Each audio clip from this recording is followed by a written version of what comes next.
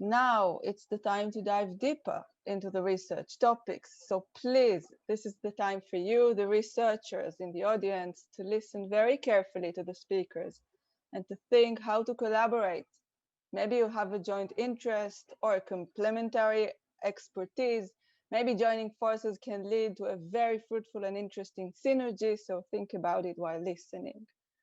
So our first speaker in the expert panel is Professor Falk Harnisch from the UFZ Helmholtz Centre for Environmental Research with the title of Valorization of Agricultural Waste Streams for the Production of Fuels and Chemicals by Microbial and Electrochemical Conversion.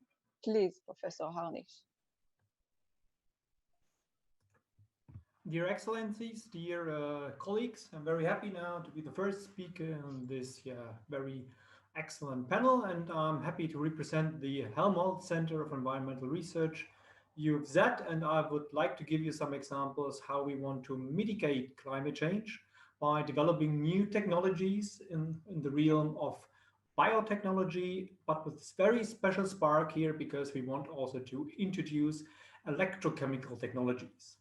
So, and I will give you two examples here that are following one line, but I want to stress here that this is just to emphasize our overall capabilities we have here, and there are many more interesting things we would like to go deeper with you after this workshop.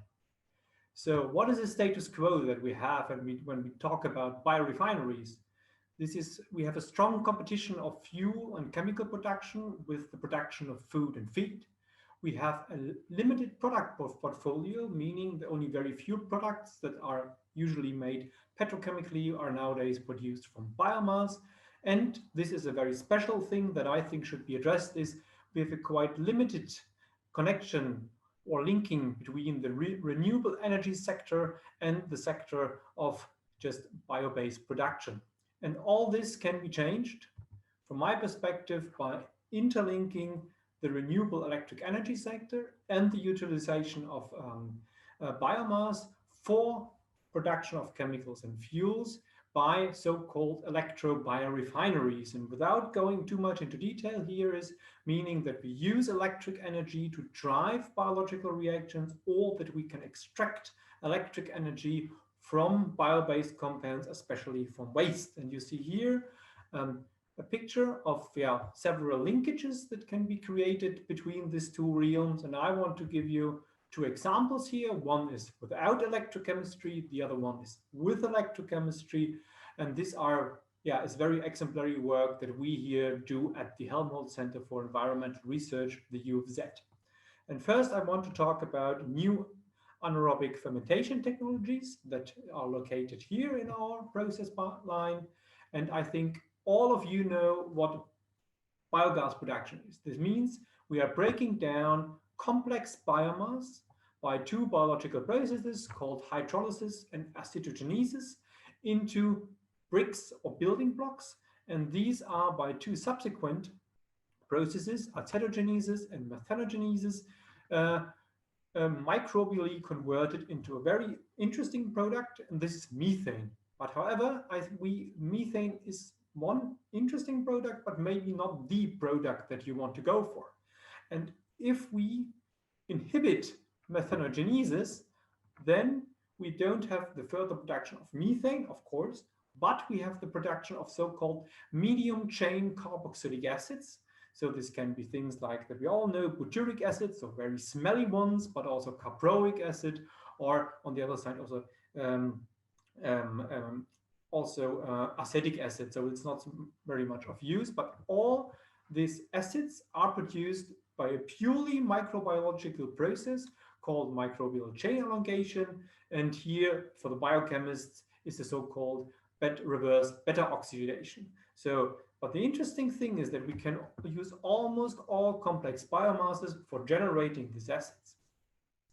And why is this interesting from an economic point of view? You can see here, these are some of these acids, so acetic acid, butyric acid, caproic acid, caprylic acid, and some other more. And all of them have a certain value. So in here it's shown in US dollars per kilogram of biomass. And what is at the moment little bit tricky, and this gives us a lot of interesting research questions, is how to purify this respective product. So we can see the most valuable products like caproic acid, the purification is easy, but it's not so easy to get all the biomass into this caproate. And whereas the separation of something like butyrate is hard, but it's easier to get butyrates. And we are working here on interesting processes, how to especially produce C6 and C8, meaning caproic and caprylic acid. And they are very interesting, and they have a very high value also, because they can potentially replace palm oil and other fossil resources. They can be used as energy carriers if reduced to alcohols, and as you will see in a minute, they are also very interesting platform chemicals.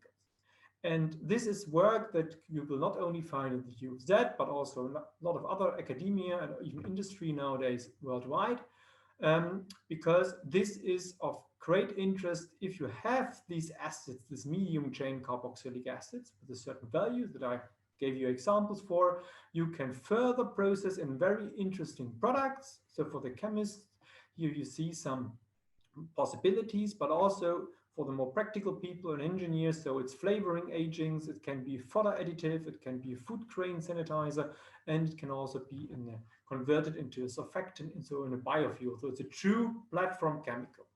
And here at the UFZ, we meaning my colleagues here, so not me, myself, have developed a process, the so-called Capra-Ferm process. This was invented by the Helmholtz Centre for Environmental Research, UFZ, but also by the DBFZ. So it's nearby. We have the German Biomass Research Center here, and we work with them on a local scale very, very closely together.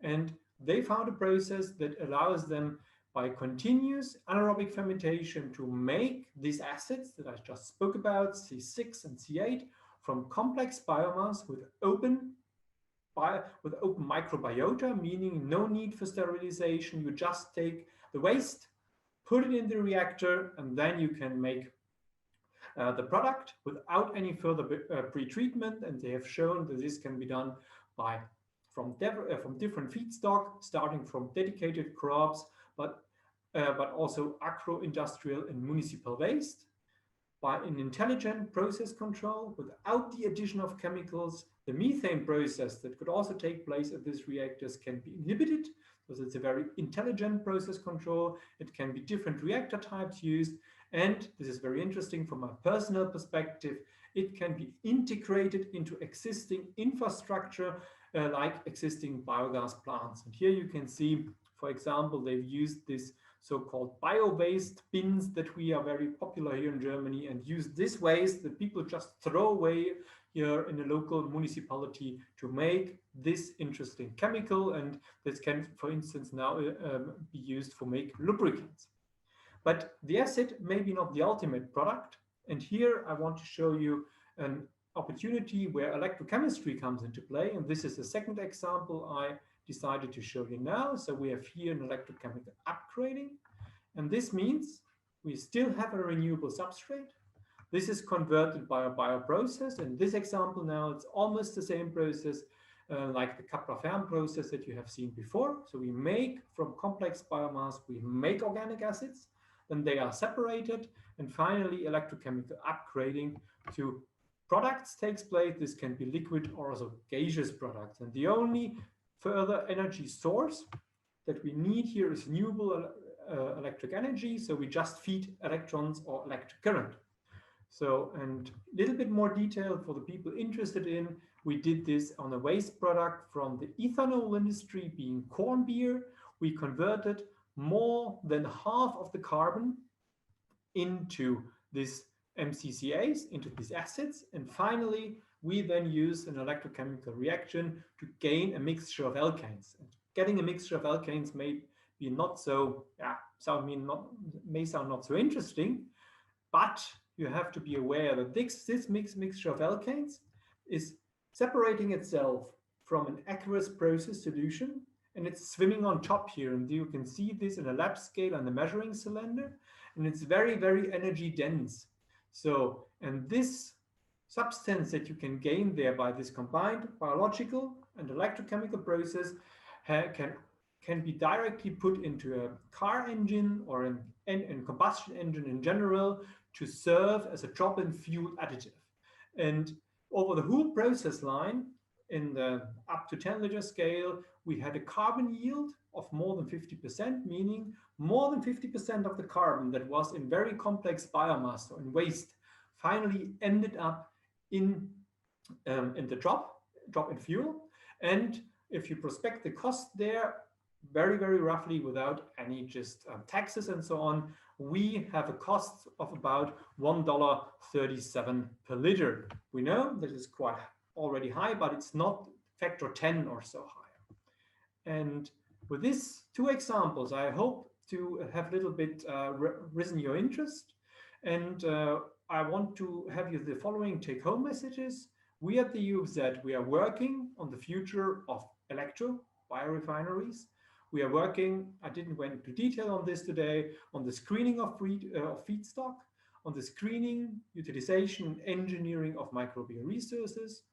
We are working also on electrochemical conversions and also electroorganic synthesis. And we are not only doing this in a small test tube, we want to bring this into a technical relevant scale. And this we do, for instance, with partners from all over the world. And we are always interested in developing new process lines. And I think this is also something where we, and we meaning specifically myself, but also my colleague Sabine Kleinstäuber, who is head of the microbiology of anaerobic systems group here in the same department as I'm working in, would like to engage with you and find hopefully mutual interested and maybe also lines for a joint future research agenda. And I'm thanking you for your attention and will be happy to take your questions later on. Thank you, Professor Harnisch. Great work.